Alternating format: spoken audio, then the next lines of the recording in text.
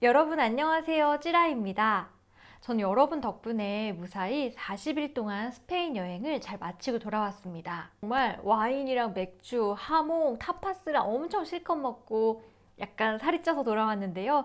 저한테는 정말 충분하고 행복한 휴식의 기회였습니다. 원래 계획은 30일 동안 산티아고 순례길을 걷고 10일 동안 바르셀로나나 다른 도시들을 여행하는 일정이었어요.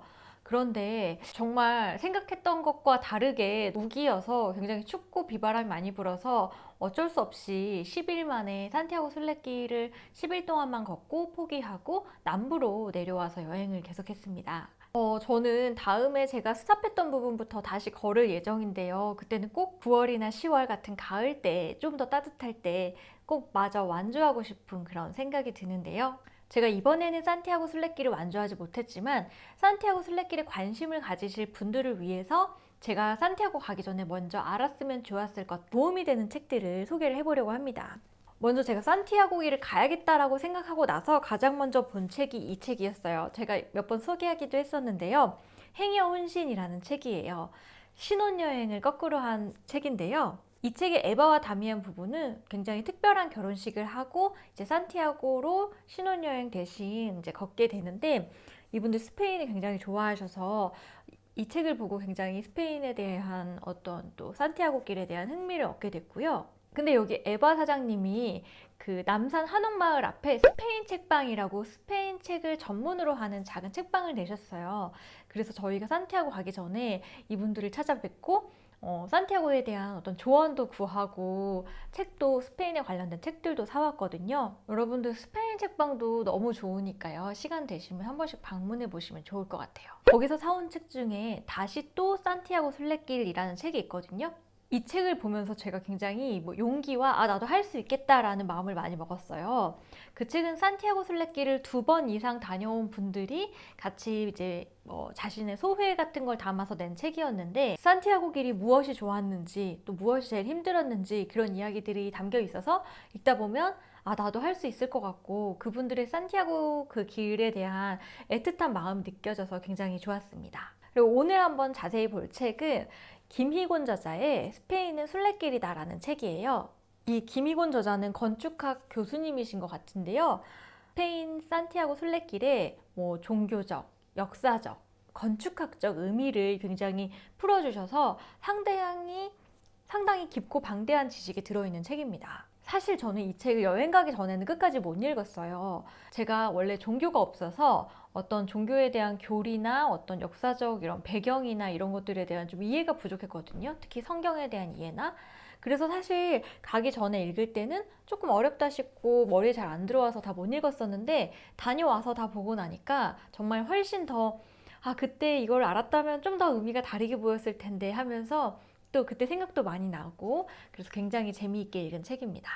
이 김희곤 저자는요, 산티아고 순례길이 로마의 바티칸보다 훨씬 큰 어떤 살아있는 대형 박물관이라고 말해요. 아주 오래된 요새, 대성당, 수도원 이런 것들이 계속해서 줄줄이 있으니까 굉장히 잘 보존된 형태로 그냥 그야말로 살아있는 박물관이라는 거죠.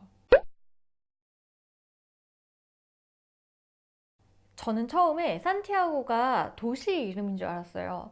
또 칠레의 수도인 산티아고하고도 또 겹치고, 그래서 많은 분들이 산티아고에 대해 사실 자세히 모르시죠. 사실은 최종 목적지인 산티아고 데 콤포스텔라라는 도시까지 가는 길을 까미노 데 산티아고, 즉 산티아고의 길이라고 부르는 건데요. 그럼 산티아고는 누구냐? 예수의 제자 중 한 명인 야고보의 스페인식 이름입니다. 야고보도 예수님이 성령하시고 다른 제자들처럼 복음을 전파하다가 가장 먼저 차명을 당해서 순교하시게 되는데요. 원래 야고보의 유해는 어디에 묻혀 있는지 알 수 없었는데요.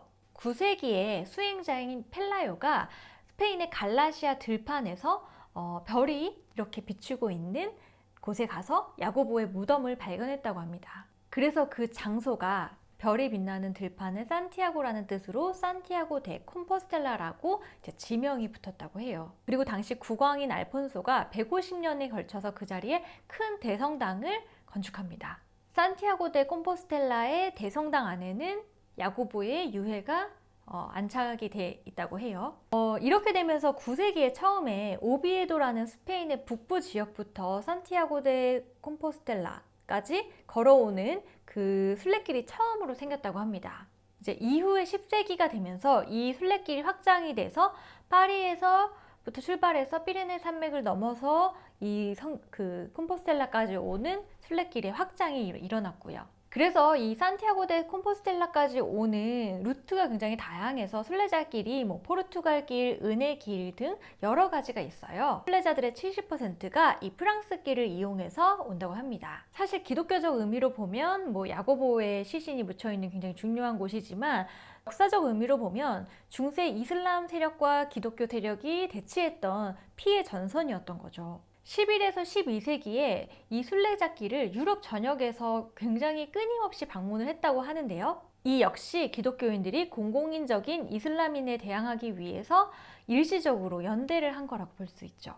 결국 이 순례길은 12세기에는 십자군 전쟁의 도화선이 되기도 합니다. 그래서 이 산티아고 순례길에는 요새가 굉장히 많았어요.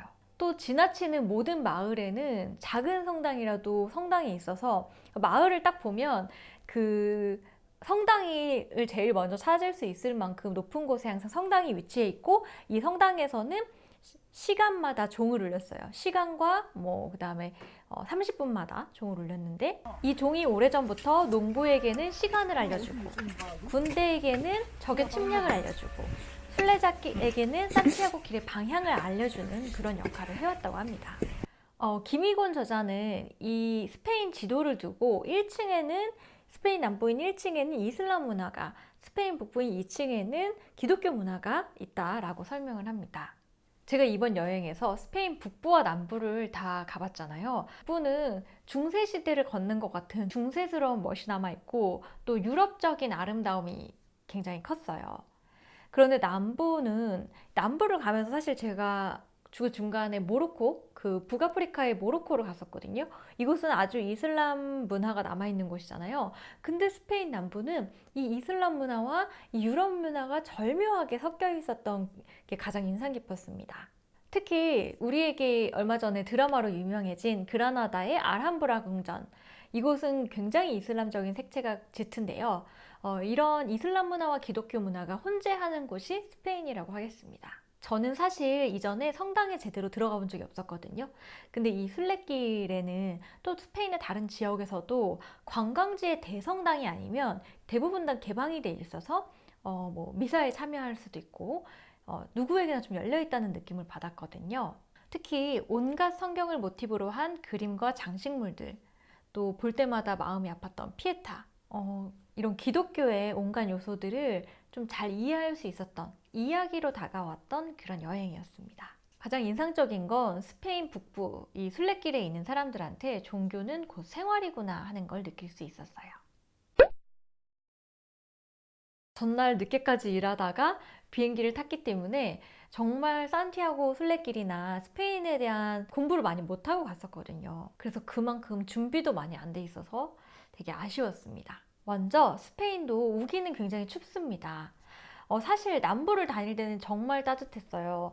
바르셀로나도 그렇고 세비야나 말라가 이런 지방들은 겨울임에도 불구하고 온도가 굉장히 온화해서 따뜻하게 여행을 할 수 있었는데요. 북부는 정말 예상치 못하게 11월 1일에 갔는데도 너무 추웠거든요. 저희는 프랑스 길에서 출발했는데요. 프랑스 생장 삐데뽀라는 마을로 가서 출발을 했어요. 이때 출발하는 순례자들은 순례자 사무소에 가서 등록을 하고 조계를 받게 됩니다. 근데 그날 밤새도록 비바람이 불고 창문이 덜컹덜컹 해가지고 너무 놀란 거예요. 아니 이렇게 비바람이 많이 부는데 갈 수 있나? 이런 날씨에도 걷는 게 맞는 건가 싶어서 이제 그 7시에 그래도 착장을 하고 나왔는데 길거리가 깜깜하고 비가 내리고 있고 아무도 없어가지고 무서워서 다시 숙소로 들어와서 이제 아침도 먹으면서 좀 더 몸을 따뜻하게 녹이고 9시에 나오니까 이제 날이 다 밝았더라고요.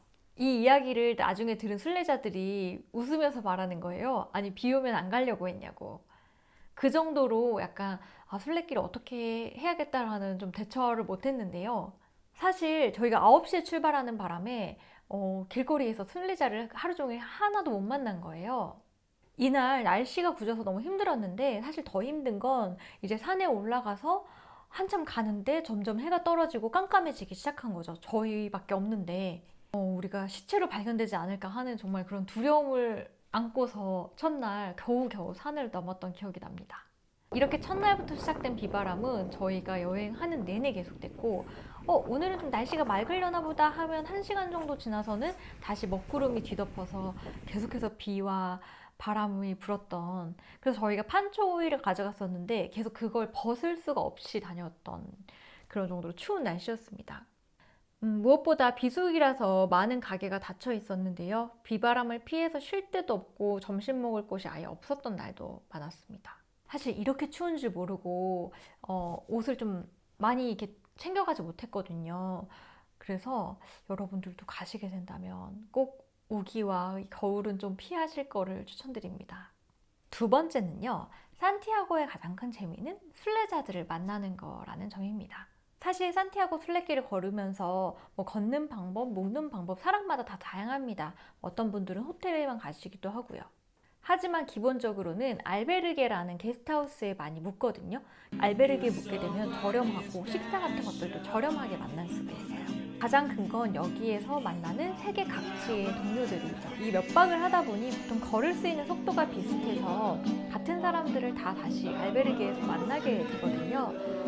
이 사람들이 오늘 하루도 잘 왔냐, 너 안 오는 줄 알았다, 이렇게 걱정해주는 마음이 나중에 너무 가족 같고 따뜻했는데요. 특히 잊을 수 없었던 분은 프랑스 파리에서부터 그 순례길을 시작해서 걸어온 신부님이 계셨어요. 80세가 넘는 할아버지셨는데도 엄청 정정하셨는데 되게 산타 할아버지처럼 생기셨었거든요. 정말 실제로 마음도 굉장히 산타 할아버지처럼 따뜻하고 훈훈해서 잘 챙겨주시고 말은 안 통하지만 마음으로 나눌 수 있었던 그런 친구였습니다. 또 세 번째는요, 순례길은 스페인의 전통을 아주 흠뻑 느낄 수 있는 곳이다. 도시마다 약간 낡은 도시들이었는데 정말 중세시대처럼 아름다웠거든요. 저는 특히 팜플로니아랑 루스아르고스 이런 작은 도시들이 굉장히 사랑스럽고 너무 성안에 온 것처럼 행복했는데요. 저는 스페인이 다 그런가 보다 했는데 스페인 북부 이 순례길에서만 볼 수 있는 건축물들은 잘 보존된 하나의 박물관이라고 볼 수 있었습니다. 또 순례길에는 포도밭이 정말 끝이 없이 펼쳐졌거든요. 가도 포도밭길을 걷는 경우가 굉장히 많았는데요. 저희가 라리오하라는 지방을 지나가게 됐는데 여기에 와인은 스페인에서도 아주 높은 등급이라고 해요. 그래서 이 동네 지나갈 때 먹었던 와인들도 다 맛있었고 나중에 스페인에서도 꼭 리오아 와인을 사 먹었었거든요. 재미있는 건 스페인에서는 와인이 정말 많이 생산되지만 내수가 그걸 다 먹어치워서 수출을 잘 안 한다고 합니다. 그 정도로 스페인 와인은 신선하고 맛있고 또 사람들은 언제나 와인을 즐기고 있었어요. 낮에나 밤이나 말이죠. 또 로그로뇨에서는 정말 타파스 하나에 1,000원? 그래서 엄청 많은 타파스를 즐길 수 있었는데 이런 스페인의 독특한 고유한 문화를 즐길 수 있는 길이 또 순례길이라고 생각합니다. 네 번째, 순례길에 대해 미리 알았더라면 좋았을 것. 순례길의 난이도가 정말 최상이라는 겁니다. 사실 저는 트레킹과 등산을 좋아하고 마라톤도 했었고 하니까 좀 순례길을 만만하게 본 것 같아요. 그런데 하루에 20-30km씩 걷는 건 정말 생각보다 너무 힘들고 만만치 않더라고요. 무릎이 나가서 제가 옛날에도 그 히말라야 다녀와서 무릎이 안 좋아졌었는데 그게 다시 금세 도져서 하루 걷고 나면 또 무릎이 쩔뚝쩔뚝 해야 되는 그런 상황들이 계속 왔었거든요. 스페인 인구가 6천만인데 국토의 크기가 우리나라의 5번 정도 되니까 굉장히 마을과 마을 사이가 황량하달까? 아무것도 없는 끝없이 펼쳐진 밭길을 걸어가야 되는 게 많이 힘들었어요. 그래서 사실 그만둔다고 했을 때 굉장히 속상하고 자존심 상하고 그랬지만 무릎도 굉장히 안 좋았고 걷는 상황이 힘들었기 때문에 아쉽게도 그만두게 되었거든요. 그런데 또 스페인 사람들은 이 길을 한 번에 걷는 사람들보다는 한 번씩 와서 이 계절에는 여기서부터 여기까지 걷고 하는 식으로 나누어서 많이 걷는다고 합니다. 특히 한국 사람들이 굉장히 열심히 호전적으로 완주하는 경향이 있다고 해요. 경험해 보니 산티아고는 정말 어려운 길입니다. 하지만 한 번에 다 완주하지 않아도 좋고 남들보다 시간이 더 걸려도 좋고 뭐 2년, 3년에 나누어서 걸어도 좋으니 여러분들도 꼭 한번 순례길을 경험해 보셨으면 좋겠습니다. 어떠셨나요? 순례길에 대한 이야기들 도움이 되셨나요? 이후의 10일은 저는 세비야라는 스페인 남부의 도시로 넘어가서 뭐 론다나 말라가와 같은 남부 도시들을 여행했고요. 또 지브롤터 해협을 배를 타고 건너가서 북아프리카의 모로코에 가서 열흘 동안 여행을 하면서 사막 여행도 하고 굉장히 좋았어요. 그리고 다시 스페인 말라가로 돌아와서 뭐 바르셀로나나 뭐 그라나다 같은 남부 쪽 여행을 했거든요. 제가 영상을 찍어온 곳만 엄청나게 많더라고요. 제가 또 이번에 다 편집해서 올릴 수 있을지는 모르겠습니다. 하지만 공약, 이 영상에 따봉 30개가 달리며 꼭 두 번째 후속 영상을 올려드리도록 하겠습니다. 이렇게 해서 스페인 산티아고의 여행 이야기를 들려드렸습니다. 완주하고 이야기를 드렸으면 더 좋았을 텐데 그렇지만 저처럼 산티아고에 언젠가 한번 가보고 싶다라고 생각하신 분들에게 좀 더 도움이 되는 정보였으면 좋겠습니다. 저는 앞으로도 재미있는 책과 이야기로 계속해서 즐겁게 영상을 만들어 나가겠습니다. 다음 시간에 만나요.